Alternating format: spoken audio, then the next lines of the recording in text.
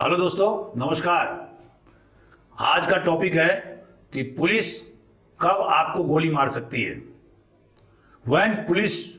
Shoot you down. दोस्तों,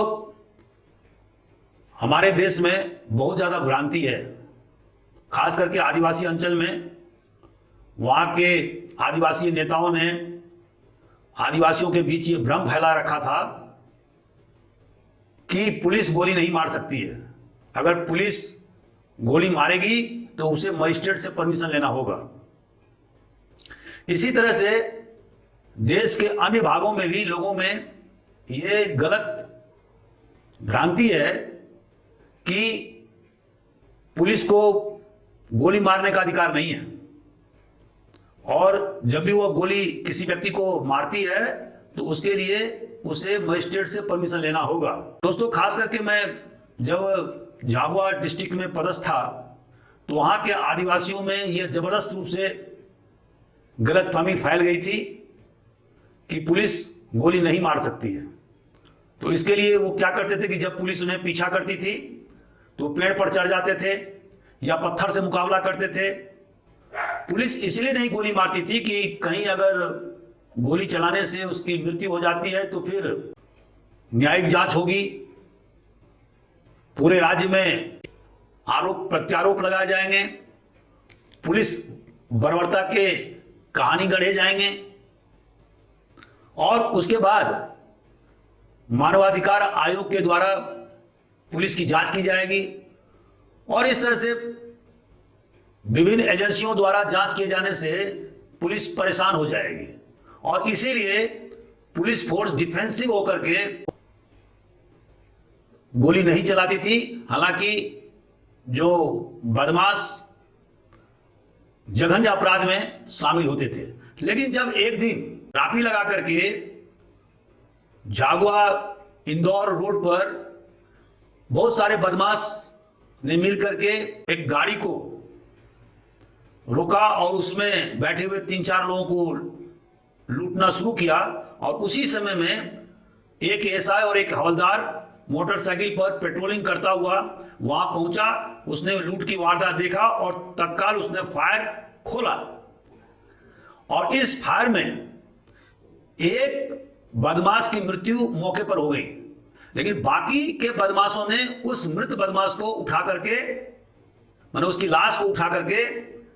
दूर ले गया और उसको छुपा दिया, और फिर दूसरे दिन उस बदमाश के घर पर ले जाकर के रात के समय में आंगन में रख दिया। उस बदमाश ने हाल ही में एक दूसरी शादी की थी, नई लड़की को लाया था, पहले से भी वो शादीशुदा था। जब उस बदमाश की लाश आंगन में उसकी मां ने देखा तो कोहराम मच गया, और उसके बाद में पूरे बदमाशों का पर्दाफाश हुआ, और इस तरह से यह भ्रांति दूर हुई आदिवासी बदमाशों के बीच में कि पुलिस गोली नहीं चला सकती है। दोस्तों, हमारा भारतीय संविधान क्या कहता है? आर्टिकल 21 के अनुसार no person shall be deprived of his life and liberty except according to the procedure established by law. किसी व्यक्ति का जीवन या उसकी स्वतंत्रता नहीं लिया जा सकता है, सिर्फ कानून के प्रोसीजर के अनुसार ही किसी व्यक्ति का जीवन या स्वतंत्रता लिया जा सकता है, अन्यथा नहीं। इसका मतलब क्या हुआ? इसका मतलब यह हुआ कि जैसे पुराने जमाने में किसी व्यक्ति को राजा के द्वारा या उसके मंत्री के द्वारा चौराहे पर टांग दिया जाता था, फांसी लटका दिया जाता था बिना सुनवाई किए हुए। अब ऐसा नहीं होगा। स्वतंत्र भारत में किसी व्यक्ति का जीवन और स्वतंत्रता से को नहीं लिया जा सकता है या उससे वंचित नहीं किया जा सकता है, सिर्फ कानून के मुताबिक ही ऐसा काम किया जा सकेगा। अर्थात अगर मान लीजिए किसी व्यक्ति ने अपराध किया है, उस व्यक्ति के खिलाफ में प्रथम सूचना पत्र थाने में दर्ज की जाएगी, थाना प्रभारी द्वारा या अन्वेषण अधिकारी द्वारा अनुसंधान किया जाएगा, साक्ष्य जुटाए जाएंगे, और पर्याप्त साक्ष्य होने के बाद धारा 173 सीआरपीसी के तहत में चार्जशीट संबंधित कोर्ट में पेश किया जाएगा। वहां पर विचारण होगा आरोपी को भी पर्याप्त मौका दिया जाएगा ताकि वो अपने पक्ष प्रस्तुत करे। विचारण के दौरान फरियादी का मुख्य परीक्षण होगा, प्रतिपरीक्षण होगा, पुनः प्रतिपरीक्षण होगा, गवाहों के बयान लिए जाएंगे, वहां उनके बयान होंगे, सारे डॉक्यूमेंट्स माने दस्तावेज का परीक्षण किया जाएगा, उन्हें प्रदर्शित किया जाएगा और विचारण पूरा होने के बाद कोर्ट के द्वारा सजा दी जाएगी आरोपी को अगर उसके खिलाफ पर्याप्त सबूत मिलता है। तो यह है आज की वर्तमान परिप्रेक्ष्य में according to the procedure established by law. दोस्तों, 4 ऐसी परिस्थितियां हैं जिसमें कि पुलिस गोली चला सकती है और गोली चलाने के दौरान संबंधित व्यक्ति की मृत्यु भी हो सकती है। हालांकि पुलिस को हमेशा ताकीद की जाती है कि वो कम से कम बल का प्रयोग करे, वाइटल पार्ट्स पर गोली न चला करके टांग पर गोली मारे ताकि उसका जीवन सुरक्षित रहे। लेकिन कभी कभी ऐसा होता है कि पुलिस को गोली चलाना पड़ता है अपने सेल्फ डिफेंस में, गिरफ्तारी करने के समय में, दंगा को रोकने में और नॉर्थ ईस्टर्न एरियाज में जैसे मिजोरम, अरुणाचल प्रदेश, असम या जम्मू कश्मीर जहां पर कि सरकार के द्वारा डिस्टर्ब एरिया घोषित किया गया है, वहां पर स्पेशल आर्म्ड फोर्स का अधिकार आर्मी को दिया गया है। दोस्तों, जैसा कि आपको मालूम है कि धारा 41 सीआरपीसी के तहत में पुलिस अधिकारी को यह अधिकार है कि अगर कोई व्यक्ति संज्ञेय अपराध में लिप्त है या उसके पास में नकबजनी के कोई सामान मिले हैं या उसके पास में कोई चोरी के सामान हैं या वह आर्मी से भगोड़ा घोषित किया गया हो या उसे धारा 356 सीआरपीसी के तहत में कुछ शर्तों के साथ में रिहा किया गया हो और वो उस शर्त को तोड़ रहा हो या ऐसा कोई मेमो दूसरे थाने से मिला हो जिसमें कि उस व्यक्ति को अरेस्ट करने के लिए निर्देशित किया गया हो, ऐसी परिस्थिति में कोई भी पुलिस अधिकारी किसी व्यक्ति को बिना वारंट के गिरफ्तार कर सकता है। अगर मान लीजिए किसी पुलिस अधिकारी को किसी आरोपी को गिरफ्तार करना है तो धारा 46 सीआरपीसी के मुताबिक पुलिस अधिकारी बाय ऑल मींस हर संभव तरीके का इस्तेमाल करेगा।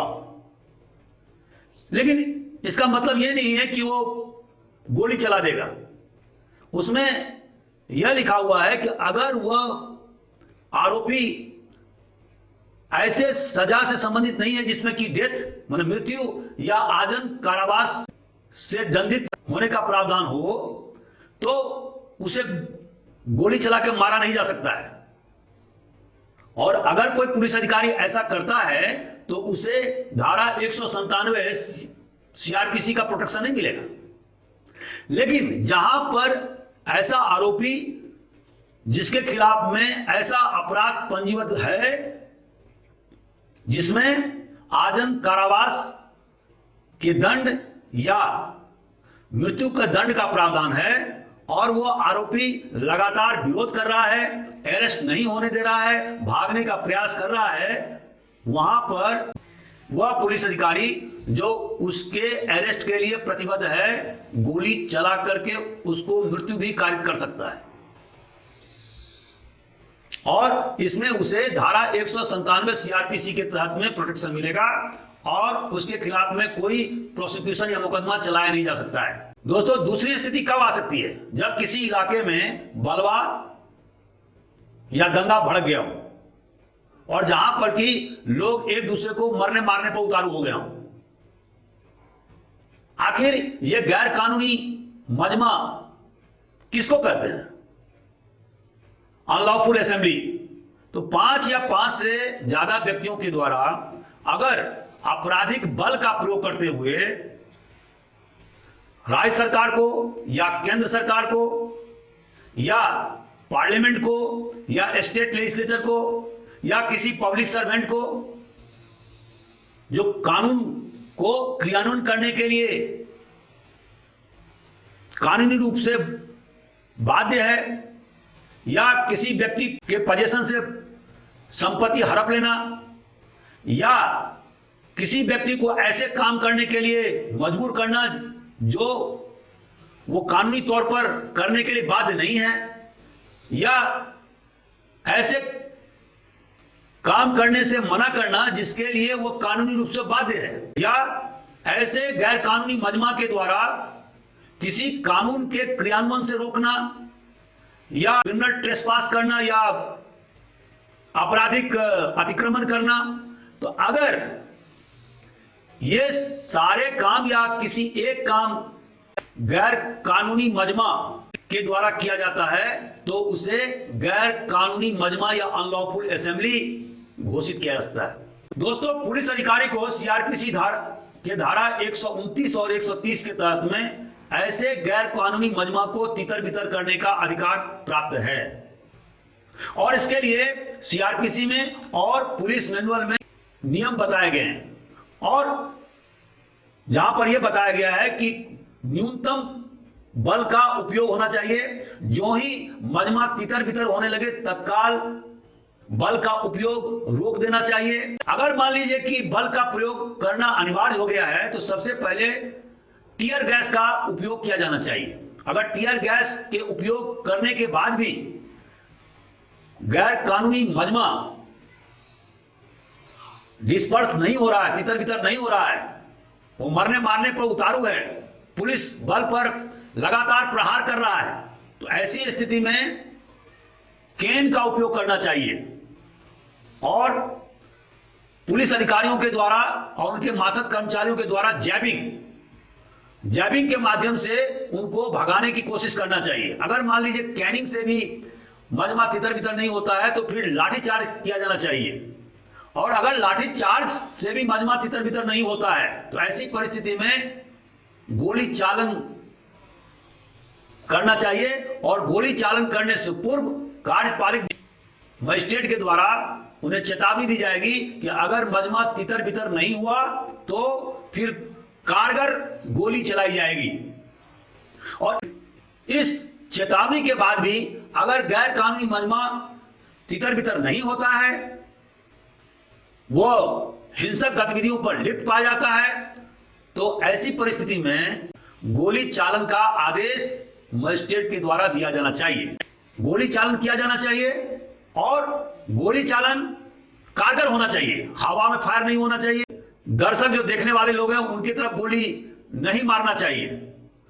और जब आप टारगेटेड फायर करते हैं तो उससे फिर गैर कानूनी मजमा तितर बितर हो जाता है। जो ही मजमा तितर बितर होता है तत्काल गोली चालन रोकना चाहिए, और जितने भी पुलिस अधिकारी कर्मचारी या आम जनता के लोग घायल हुए हैं उनके प्राथमिक उपचार के लिए हॉस्पिटल भेजा जाना चाहिए। गोली चालन के संबंध में उसका एक इन्वेंटरी तैयार करना चाहिए कि कितने गोली खर्च हुए, कौन कौन अधिकारी कर्मचारी उसमें शामिल थे, कौन कौन लोग इंजोर्ड हुए माने घायल हुए, आम जनता के कौन कौन घायल हुए, कौन सी ऐसी परिस्थितियां थी जिसके कारण से गोली चालन करना अवश्यंभावी हो गया। इन सब बातों का उल्लेख करते हुए एक विस्तृत विवरण संबंधित जिले के कलेक्टर और वरिष्ठ पुलिस अधिकारी और पुलिस मुख्यालय को भेजा जाना चाहिए। अगर सरकार चाहेगी तो इस प्रकरण में न्यायिक जांच करा सकती है या नहीं करा सकती है। दोस्तों, आम जनता की तरह पुलिस अधिकारियों को भी सेल्फ डिफेंस में, अपनी सुरक्षा में गोली चलाने का अधिकार है, और डेथ माने मृत्यु कारित करने का अधिकार है। वो कौन सी परिस्थितियां होंगी? ऐसी परिस्थितियां बॉडी ऑफेंस के तहत में 6 हैं। पहला कि ऐसा हमला जिससे यह आशंका हो अगर मेरे द्वारा बल का उपयोग नहीं किया जाएगा तो मेरा मृत्यु अवश्यंभावी है, द डेथ इज इमिनेंट। या ऐसा हमला जिससे कि मुझे गंभीर चोट पहुंचना अवश्यंभावी है, या ऐसा हमला जिसमें कि बलात्कार होना संभावित है, ऐसा हमला जिससे कि अप्राकृतिक यौन संबंध स्थापित होना निश्चित है, ऐसा हमला जिससे यह परिलक्षित हो कि किसी व्यक्ति को चार दीवारी के अंदर में बंद कर दिया गया हो और वह किसी सरकारी अधिकारी की मदद नहीं ले सकता है। ऐसा हमला जिसमें यह परिलक्षित हो कि अपहरण माने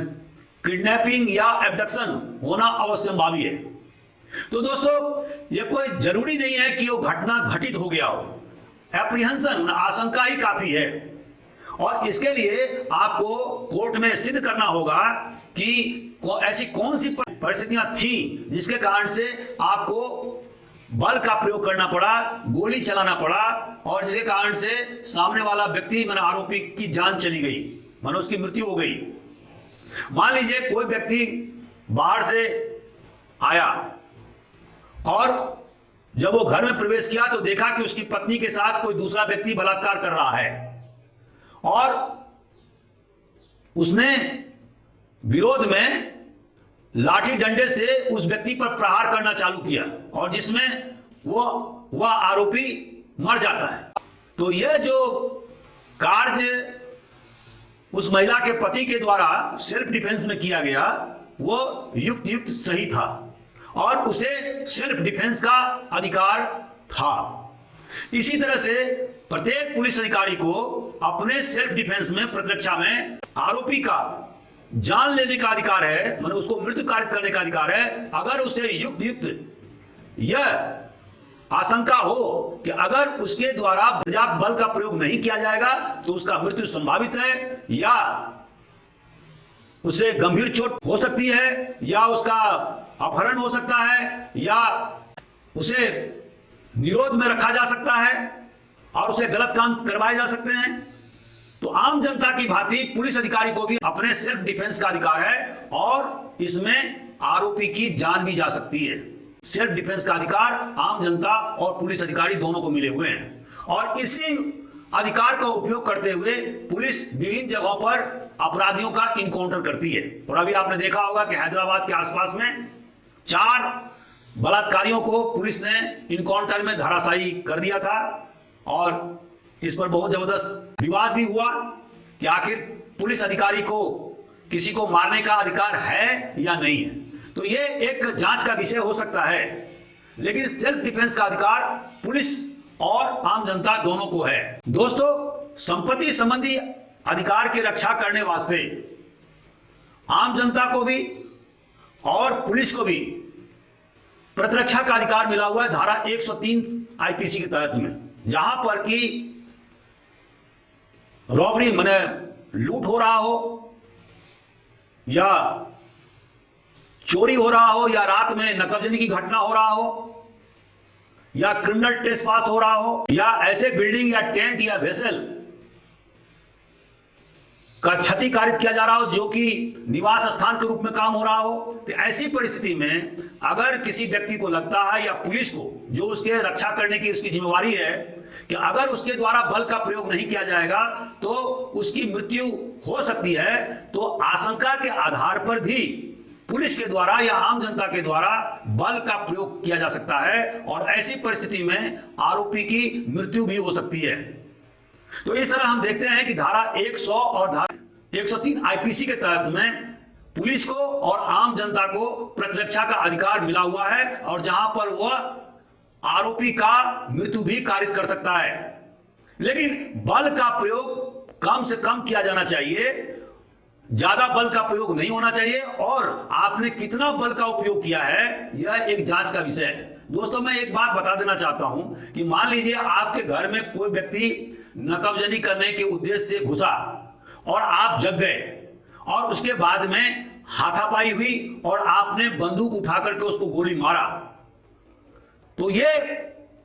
ऐसा नहीं होगा कि आपके खिलाफ मुकदमा कायम नहीं होगा। आपके खिलाफ मुकदमा कायम होगा धारा 302 के तहत में, लेकिन आपको कोर्ट में सिद्ध करना होगा कि ऐसी कौन सी परिस्थितियां थी जिसके कारण से आप बंदूक से गोली चलाने के लिए मजबूर हुए और नकबजन को आपके द्वारा मार दिया गया। अगर मान लीजिए नकबजन के पास में कोई डेडली वेपन या घातक हथियार नहीं था तो फिर आपके द्वारा जो बंदूक से गोली चालन किया गया है इसका मतलब हुआ कि आपने अत्यधिक बल का प्रयोग किया और वहां पर आपको धारा 100 या धारा 103 आईपीसी के तहत में प्रोटेक्शन नहीं मिलेगा, क्योंकि जितना जरूरत थी उससे ज्यादा बल का उपयोग आपके द्वारा किया गया और इसलिए आपको कोर्ट दंडित कर सकती है। दोस्तों, हमारे देश में जम्मू कश्मीर या नॉर्थ ईस्टर्न एरियाज के जो राज्य हैं जैसे कि अरुणाचल प्रदेश, मणिपुर, असम, इन इलाकों में special arm force protection act, जिसको कि शॉर्ट में अप्सा बोलते हैं, AFSPA लागू है और इस एक्ट के तहत आर्मी ऑफिसर को स्वीपिंग पावर माने बहुत जबरदस्त अधिकार दिए गए हैं और अगर किसी एरिया को डिस्टर्ब एरिया सरकार द्वारा या भारत सरकार के द्वारा घोषित किया गया है तो ऐसी परिस्थिति में अप्सा के तहत में किसी आर्मी ऑफिसर बल का प्रयोग करेगा अगर उसे लगेगा कि जो आरोपी प्रचलित कानून को तोड़ रहे हैं और यह बल प्रयोग आरोपी के मृत्यु कारिक तक हो सकता है। तो यह बहुत जबरदस्त कानून है और इसकी आलोचना बहुत अंतर्राष्ट्रीय संस्थाओं द्वारा भी और विरोधी दल के नेताओं द्वारा भी की जाती रही है। तो अगर इन डिस्टर्ब एरिया के लोगों के द्वारा डेडली या घातक हथियार ले जाना या एक्सप्लोसिव एक जगह से दूसरी जगह ले जाना या ऐसा कृत्य करना जिससे कि आर्मी ऑफिसर पर घातक हमला किया जा सके, तो ऐसी परिस्थिति में आर्मी ऑफिसर पर्याप्त बल का प्रयोग करेगा और उसमें अगर उस गोली चालन में संबंधित आरोपी की मृत्यु हो जाती है तो इसे कानून के द्वारा आर्मी ऑफिसर को संरक्षण मिला हुआ है और यह भी नियम बनाया गया है कि किसी भी आर्मी ऑफिसर का प्रोसिक्यूशन या उस पर मुकदमा चलाने से पहले भारत सरकार का या राज्य सरकार का अनुमति लेना अनिवार्य है। तो निचोड़ यह है कि मैंने 4 परिस्थितियां बताई जिसमें कि पुलिस अधिकारी के द्वारा गोली चालन किया जा सकता है और आरोपी की मृत्यु कारित की जा सकती है अगर आरोपी के द्वारा अरेस्ट में व्यवधान उपस्थित किया जाता है या नॉर्थ ईस्टर्न या जम्मू कश्मीर क्षेत्र में डिस्टर्ब एरिया घोषित होने के बावजूद भी वहां के लोगों के द्वारा विद्रोह किए जाते हैं, आर्मी ऑफिसर पर पथराव किए जाते हैं या सेल्फ डिफेंस में पुलिस अधिकारी को लगता है कि अगर उसके द्वारा गोली चालन अगर नहीं किया जाएगा तो उसकी मृत्यु संभावित है। अगर किसी खतरनाक आरोपी को गिरफ्तार करने के लिए बल का प्रयोग करना पड़े या वो भाग रहा हो तो ऐसी परिस्थिति में पर्याप्त बल का उपयोग किया जा सकता है और उसमें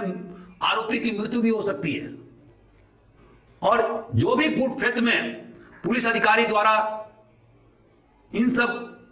कार्यों को अंजाम दिया जाता है तो ऐसी परिस्थिति में उसे धारा 197 सीआरपीसी का प्रोटेक्शन मिलेगा और इसका मतलब है कि उन पर मुकदमा चलाने से पहले संबंधित सरकार से परमिशन लेना होगा। तो दोस्तों, आज का हमारा वीडियो कैसा है आप अपने कमेंट से हमें जरूर अवगत कराएं। दोस्तों, अगले वीडियो में बताऊंगा कि हत्या के प्रकरण का अनुसंधान कैसे किया जाता है। तो आप तब तक इंतजार करें। Thank you very much.